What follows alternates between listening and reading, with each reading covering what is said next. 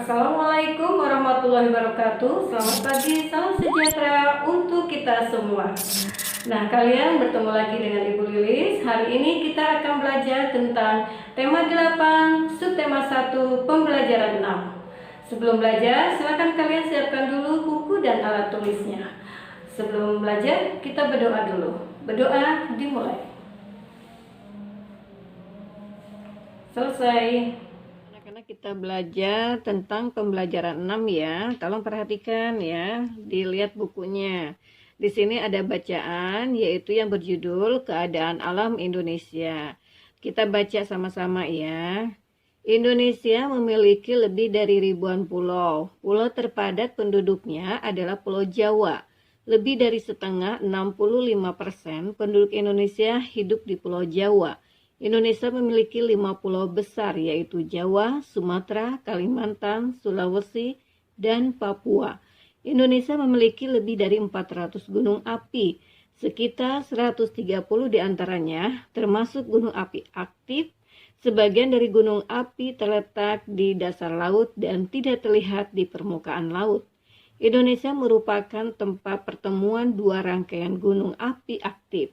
Selain itu, terdapat puluhan patahan aktif di wilayah Indonesia. Indonesia mempunyai iklim tropis basah yang dipengaruhi oleh angin muson barat dan muson timur. Dari bulan November hingga Mei, angin tertiup dari arah barat laut. Angin ini membawa banyak uap air sehingga pada bulan-bulan tersebut Indonesia mengalami musim hujan. Bulan Juni hingga bulan Oktober, angin bertiup dari tenggara. Angin ini bersifat kering, sehingga pada bulan-bulan tersebut Indonesia mengalami musim kemarau. Nah, nanti bisa kalian teruskan ya bacanya. Nah, di sini ya diteruskan. Kemudian sekarang perhatikan di sini.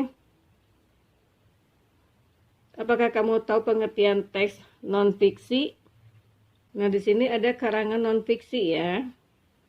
Karangan fiksi ialah karangan yang dibuat berdasarkan fakta, realita, atau peristiwa yang benar-benar terjadi.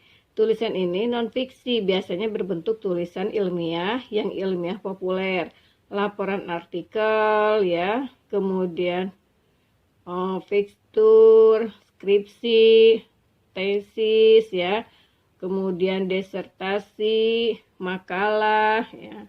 Perbedaan antara fiksi dan non-fiksi terletak pada masalah faktual atau tidak, imajiner atau tidak. Perbedaan antara keduanya sama sekali tidak ada hubungannya dengan gaya bahasa atau apapun selain masalah fakta atau khayalan. Nah, di sini non-fiksi dibagi menjadi dua seperti berikut ini ya. Ada non-fiksi murni, kemudian ada non-fiksi kreatif berawal dari data autentik ya. Kemudian dikembangkan sesuai dengan imajinasi penulisnya. Nah, perhatikan di sini ada ini ya, kotak ini. Di sini keadaan alam Indonesia. Ya, nanti kamu tulis nama kamu. Kemudian kondisi umum alam Indonesianya bagaimana? Ibu kasih contoh, misalnya Indonesia memiliki ribuan pulau ya. Dan Indonesia mempunyai dua musim, yaitu musim penghujan dan musim kemarau. Kemudian di sini ada ciri-ciri khusus kondisi alam Indonesia. Ya. Kamu bisa nanti diisi contohnya seperti ini ya. Misalnya ciri satu misalnya cara hujan di Indonesia rata-rata 1.600 mm setahun ya. Kemudian ciri kedua, yaitu Indonesia merupakan tempat pertemuan dua rangkaian gunung api aktif ya. Nanti kalian cari lagi contohnya. Kemudian ciri ketiga, terdapat salju abadi di puncak-puncak pegunungan di Papua. Nanti isinya berdasarkan bacaan yang di atas ya. Hasilnya nanti kalian sampaikan kepada ibu dan bapak guru kalian. Nah, perhatikan di sini. Di sini ada gambar yang mengalami bencana banjir ya. Ini akibat dari sumbatan air sehingga terjadilah banjir ya. Nah, di sini bisa kalian baca ya. Di Jakarta, banjir sudah menjadi peristiwa biasa. Pertama kali banjir di Jakarta terdokumentasikan pada tahun 1699. Banjir sudah terjadi di Jakarta sejak zaman kolonial. Nah, perhatikan di sini, nanti bisa kalian baca teruskan ya sampai selesai bacanya. Terus di sini ada, kamu bisa menganalisis ya informasi yang disajikan di artikel tadi di atas ya. Jelaskan apa akibatnya dari kelalaian tersebut ya, sesuai dengan gambar yang tadi. Nah, di sini misalnya kewajiban ya, yaitu menjaga kebersihan lingkungan. Kemudian akibat kewajibannya tidak dilaksanakan, akhirnya lingkungan menjadi kotor, penuh dengan sampah ya, sehingga terjadi banjir ya. Nanti kalian cari lagi ya jawabannya ya, sesuai dengan gambar yang tadi. Kemudian yang kedua, tuliskan hasil diskusi kalian dalam format yang disediakan ya. Misalnya ibu kasih gambaran membuang sampah pada tempatnya ya. Kemudian mengurangi sampah dengan program daur ulang ya. Kemudian menjaga kebersihan lingkungan rumah. Nanti kalian teruskan ya jawabannya. Kemudian perhatikan lagi, di sini ada kewajiban dalam menjaga lingkungan sekolah ya, yaitu kewajiban petugas piket. Kira-kira apa ya? Ya, ibu kasih gambaran ya, yaitu memantau dan meletakkan sepatu pada lemari sepatu atau tempat yang disediakan. Kemudian membersihkan teras sekolah. Kemudian mengepel lantai kotor dan sebagainya. Nanti kamu tambahkan jawabannya ya. Kemudian, nah perhatikan di sini.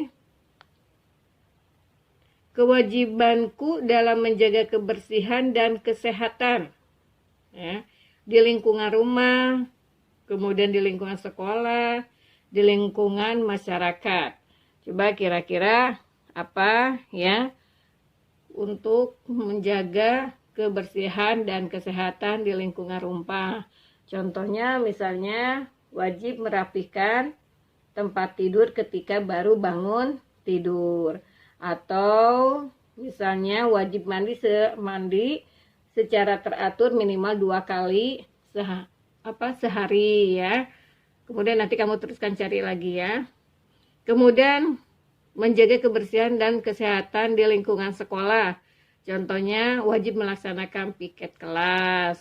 Kemudian membuang sampah pada tempatnya dan lain-lain ya. Kemudian di lingkungan masyarakat. Lingkungan masyarakat misalnya turut serta dalam kegiatan kerja bakti, kemudian menjaga kebersihan rumah dan lingkungan sekitar. Nanti kamu teruskan ya, cari lagi jawabannya dan hasilnya nanti kamu kirim kepada Bapak dan Ibu guru. Nah, anak-anak sekalian, karena kebersihan itu sangat penting bagi kita semua ya. Kemudian kebersihan lingkungan, kebersihan di masyarakat, dan kebersihan di sekolah itu semuanya adalah kewajiban kita semua ya. Biar kita semua ada dalam keadaan sehat ya. Maka dengan itu di sini ada lagu yang berjudul Bersih dan Sehat. Ya, Yuk kita sama-sama nyanyikan yaitu lagu Bersih dan Sehat ciptaan Ate Mahmud.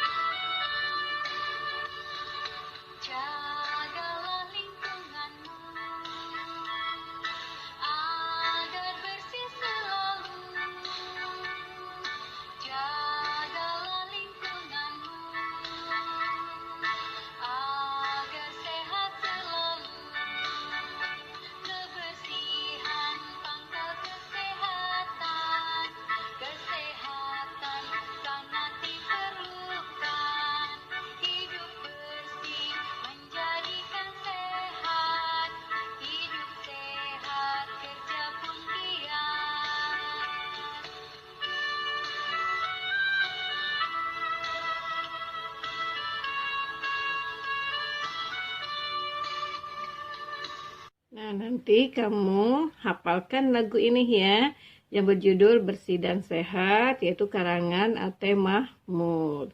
Sampai hafal, dan nanti kamu bisa nyanyikan di depan orang tua kamu. Nah, anak-anak, untuk pelajaran hari ini Ibu cukupkan sampai di sini. Mudah-mudahan apa yang Ibu jelaskan kalian paham dan bermanfaat untuk kalian semua. Kita jumpa lagi dalam pembelajaran yang lain. Assalamualaikum warahmatullahi wabarakatuh.